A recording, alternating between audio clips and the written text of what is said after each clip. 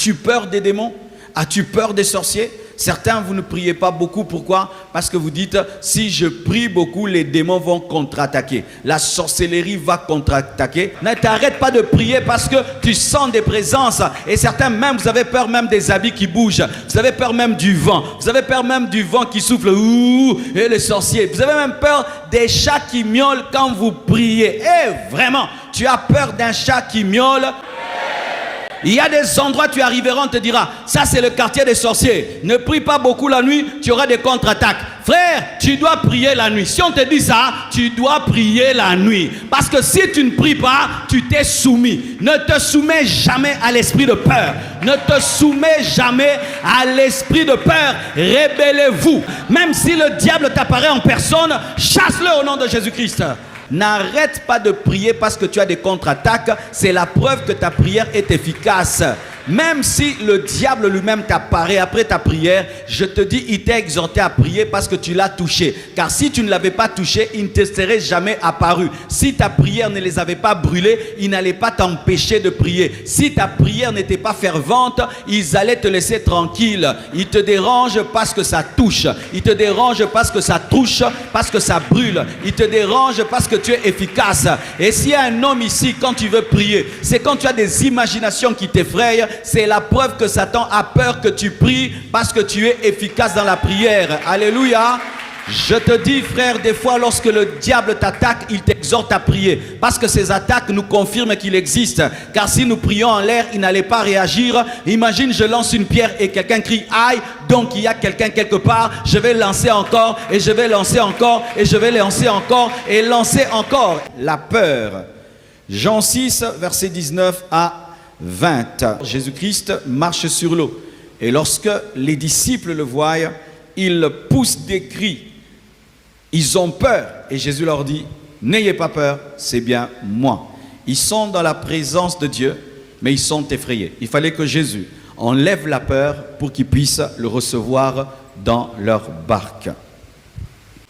Cette précipitation que tu as, d'appeler tout le monde, de chercher tout le monde, de frapper aux portes des hommes, sans t'agenouiller et prier, c'est le signe que tu n'as pas la foi. Et comme tu n'as pas la foi, tu ne verras pas Dieu. Tu ne verras pas les miracles. Tu ne verras pas les prodiges. Et Dieu t'attendra même dans les hommes qui devaient t'aider pour qu'ils ne t'aident pas, afin que tu saches que c'est lui qui est en tout. Quand tu pries en disant, je vais essayer, on verra, le si directement annule ta prière. Alors quand tu pries, vérifie toujours si tu crois. Car si tu ne crois pas, tu pries pour rien. Quand tu as le doute avant de prier, combat d'abord le doute et puis prie. Sinon tu as prié pour rien. Et comment tu peux combattre le doute? Tu lis la parole de Dieu, tu écoutes la parole de Dieu, tu médites sur ce que Dieu a déjà fait de grand dans ta vie et alors tu auras la foi pour prier. Le plus grand ennemi, c'est manquer Jésus. Manquer Jésus quand on prie. Voici la révélation d'Éphésiens, c'est que Dieu nous a bénis en Jésus-Christ et il nous a bénis de toutes sortes de bénédictions spirituelles dans les lieux célestes en Jésus. C'est dire ceci que tout ce que tu vois sur la terre a commencé au ciel et il faut le recevoir au ciel pour avoir ça sur la terre.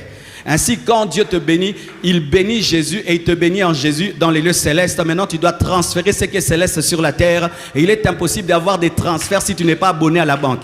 Dites notre Père qui est aux cieux avant de dire donne-nous le pain quotidien. Avant de dire donne-nous le pain quotidien, on dit notre Père qui est aux cieux. Avant qu'il te donne le pain quotidien, il doit être ton papa. Mais ton problème, c'est que tu es le voisin du quartier, mais tu réclames au papa d'à côté de payer tes études alors que lui n'a aucune alliance avec toi. La seule prière que Dieu exauce lorsque tu n'as pas Jésus dans ta vie, c'est la prière de la repentance. Un païen ne demande pas à Dieu la protection. Un païen ne demande pas à Dieu le mariage. Un païen ne demande pas à Dieu de bénir ses études parce que Dieu ne bénit pas les païens. Mais Dieu donne son fils aux païens afin que les païens soient bénis. Si tu n'as pas Jésus, tu n'as pas une relation personnelle avec Jésus, tu ne pourras avoir de vie de prière parce que Dieu te dira Naza papa naote. Dieu peut être ton créateur, mais il n'est pas ton père. Dieu peut être ton créateur, mais il n'est pas ton papa. Dieu peut être ton créateur, mais il n'a aucune alliance avec toi. C'est pourquoi la Bible dit qu'il n'y a qu'un seul intermédiaire entre Dieu et les hommes, Jésus-Christ. Jésus-Christ. Si tu n'as pas Jésus, tu n'as pas de pont. Alléluia. Que Dieu vous bénisse.